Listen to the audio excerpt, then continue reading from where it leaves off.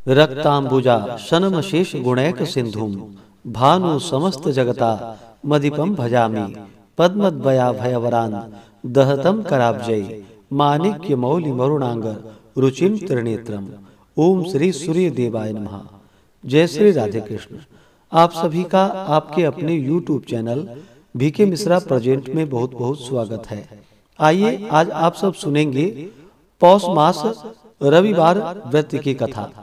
पौष के महीने में रविवार का व्रत करना और भगवान सूर्य देव की आराधना करने का विशेष महत्व माना गया है। इस दौरान भगवान सूर्य देव को अर्घ्य प्रदान करनी चाहिए। दिन भर व्रत रखते हुए सूर्यास्त होने से पहले ही एक समय जो कि बिना नमक वाला भोजन ग्रहण करना चाहिए। भगवान सूर्य आरोग्यता के दाता है, इससे आरोग्यता की प्राप्ति होती है तथा भगवान सूर्य देव की कृपा से सभी प्रकार के पुत्र धन सुख समृद्धि का आशीर्वाद प्राप्त होता है। तो आइए सुनते हैं रविवार व्रत की कथा। तो बोलिए प्रेम से भगवान सूर्य देव की जय, सर्वदेवी देवता की जय। रविवार व्रत कथा के अनुसार पूर्व काल में एक बुढ़िया स्त्री थी जिसने यह नियम कर लिया था कि वह प्रत्येक रविवार को प्रातः उठकर स्नान आदि से निवृत्त हो अपने घर को गाय के गोबर से लीप दिया करती थी और सारा दिन सूर्य भगवान के ध्यान में लगी रहती थी। वह दोपहर के पश्चात भोजन फलाहार या सविधि अन्न का मधुर पाक तैयार कर भगवान को भोग लगाकर सूर्यास्त के पूर्व ही स्वयं भोजन ग्रहण कर लिया करती थी। इससे उसका घर सब प्रकार के धन धान्य से पूर्ण हो गया और कोई विघ्न तथा कष्ट नहीं आते थे। सभी प्रकार से घर में प्रसन्नता व्याप्त रहती थी। जब यूं ही कुछ दिन व्यतीत हो गया तब उसकी पड़ोसन जिसकी गौ का गोबर वह लाया करती थी, वह सोचने लगी कि यह बुढ़िया शीघ्र कैसे धनी हो गई। अब तो इसके और ही ढंग हो गए हैं, इसका क्या कारण है। उसने कहा, यह बुढ़िया सदैव मेरे गौ का गोबर उठा ले जाती है, अतः आज से मैं अपनी गौ को घर में बांधा करूंगी। वह गाय को घर में बांधने लगी। जब रविवार का दिन आया और बुढ़िया को गोबर न मिला तो वह बहुत उदास हो गई और उस रविवार को अपना घर न लीप सकी। न उसने पारण के लिए कुछ भोजन ही बनाया और न ठाकुर जी को भोग ही लगाया। सारा दिन उसने उपवास करके व्यतीत कर दिया। रात्रि होने पर वह भूखी प्यासी वैसे ही सोई रही। रात्रि में भगवान ने उसे स्वप्न दिया और कारण पूछा। बुढ़िया ने गोबर न मिलने की बात कह सुनाई। भगवान ने कहा कि हे माता, तुम दुखी न हो, मैं तुम्हें ऐसा गौ देता हूँ जिससे तुम्हारे सब मनोरथ पूर्ण होंगे। तुम जो रविवार के दिन गौ के गोबर से घर को लीपकर भोजन बनाकर मुझे भोग लगाती थी और फिर स्वयं भोजन करती थी, उसी से प्रसन्न होकर मैं तुम्हें यह वर देने आया हूँ। जो लोग रविवार के दिन ऐसा करते हैं मैं उन पर बहुत प्रसन्न होता हूँ। पुण्य आत्माओं को वर देना तो मेरा कार्य ही है। अंधों को आंख देना, कोढ़ियों को काया, बांझन को पुत्र देना और निर्धन को धन, फिर अंत में मुक्ति प्रदान करना तो मेरा मुख्य कार्य है। स्वप्न में उस वृद्धा को ऐसा वर देकर भगवान अंतर ध्यान हो गए। जब प्रातः काल बुढ़िया सोकर उठी तो क्या देखती है कि उसके घर के आंगन में बछड़े वाली एक अनन्य सुंदर गाय बंधी है। बुढ़िया को स्वप्न का ध्यान आया। उसने समझा सब भगवान की माया है। चुपचाप उसने गौ को वहां से हटाकर घर के बाहर बांध दिया और वहीं पर उसके लिए नाद बना उसमें खली भूसा आदि डाल दिए। गौ प्रेम से खाने लगी।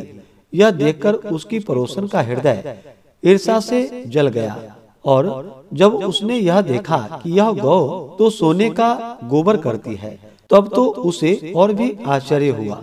वह उसकी गौ का गोबर उठा ले गई और उसके स्थान पर अपनी गौ का गोबर रख कर गई। वह इसी प्रकार नित्य करती रही और बुढ़िया को इसका कुछ भी पता न चला। इस पर भगवान ने सोचा, बेचारी बुढ़िया तो इस कुटिल पड़ोसन से ठगी जा रही है, इसका क्या उपाय करे। फिर तो भगवान ने प्रबल आंधी चला दी, जिससे नितांत अंधकार व्याप्त हो गया। तब अंधकार के भय से बुढ़िया ने अपनी गौ को घर के अंदर लाकर बांध दिया। जब रात्रि व्यतीत हो गई और बुढ़िया ने प्रातः काल उठकर देखा तो गौ ने सोने का गोबर किया था। फिर तो उसे बड़ा आनंद हुआ, वह बड़ी प्रसन्न हुई। अब तो वह प्रतिदिन गौ को घर के अंदर बांधने लगी। इसी से जब उसकी पड़ोसन का दाव नहीं चलता, तब ईर्षा और द्वेष से जलकर उसने वहां के राजा की सभा में जाकर यह कह दिया कि महाराज, मेरी पड़ोसन एक बुढ़िया है, जिसके पास एक ऐसा गाय है जो उसके पास न रहने योग्य है, तथा आप जैसे राजा महाराजाओं के पास ही रहने योग्य है, क्योंकि वह नित्य सोने का गोबर देती है। आप उस गौ को मंगवाकर सोना प्राप्त कीजिए और उससे प्रजा का हित कार्य कीजिए। वह सोना बुढ़िया के किसी काम का नहीं है। राजा ने अपने सिपाही भेजकर उसकी गाय को मंगवा लिया। जब वह गाय महल में आई तो उसकी सुंदरता को देखकर राजा प्रसन्न हुआ और उसे महल के अंदर बंधवाकर वहां रक्षक नियुक्त कर दिए, तथा यह आज्ञा दे दी कि मेरी आज्ञा के बिना इसका गोबर कोई न उठाने पावे। राजा को प्रसन्नता के मारे रात भर नींद नहीं आई और वह इस आशा में पड़ा करवटें बदलता रहा कि कब प्रातः काल होगा और कब सोने का गोबर देखूंगा। परंतु प्रातः होने पर जब राजा ने जाकर देखा तो गाय के गोबर से सारा स्थान भर चुका था और सोने का कोई चिन्ह भी नहीं था। फिर तो राजा को बड़ा क्रोध हुआ। उसने सिपाहियों को भेजकर उस बुढ़िया को बुलवाया, जिसकी वह गाय थी। बुढ़िया राजा की सभा में आई। राजा ने पूछा कि माँ, मैंने सुना था कि तुम्हारी गौ सोने का गोबर देती है, इसलिए मैंने तुम्हारी गौ को मंगवाया। क्या यह सत्य है? किंतु यहाँ तो वह बात असत्य हुई। गौ ने सोने का गोबर तो नहीं दिया, उसका क्या कारण है, मुझे बतलाओ। बुढ़िया बोली कि महाराज, मेरा यह नियम है कि प्रातः काल उठकर नित्य क्रिया स्नान आदि से निवृत्त हो नित्य ही मैं अपने घर को गोबर से लीपती हूँ। फिर भोजन बनाकर भगवान को भोग लगाकर ही मैं प्रसाद पाती हूँ। इस नियम के करने से भगवान प्रसन्न होते हैं। जो निर्धन होता है उसे धन देते हैं, रोगी और दुखियों के कष्ट हरते हैं, निसंतान को संतान का सुख देते हैं और अंत में मोक्ष भी देते हैं। महाराज, जब यह गौ मेरे पास न थी तब मैं अपने पड़ोसन की गौ का गोबर लिया करती थी। एक दिन पड़ोसन ने मुझे गोबर न लेने दिया तो मैं अपना नित्य का नियम न पालन कर सकी और ना भोजन बनाया और ना ही भगवान को भोग लगाया, तथा यूं ही भूखी सी सो गई। तब भगवान ने मेरे इस कर्म से प्रसन्न होकर रात्रि में स्वप्न देकर मुझे यह गौ दी। इस गौ को देखकर मेरी पड़ोसन ईर्षा से जल गई और उसने आपको यह समाचार दिया तथा आपने मेरी गौ को यहाँ मंगवा लिया। इसमें मेरा क्या दोष है?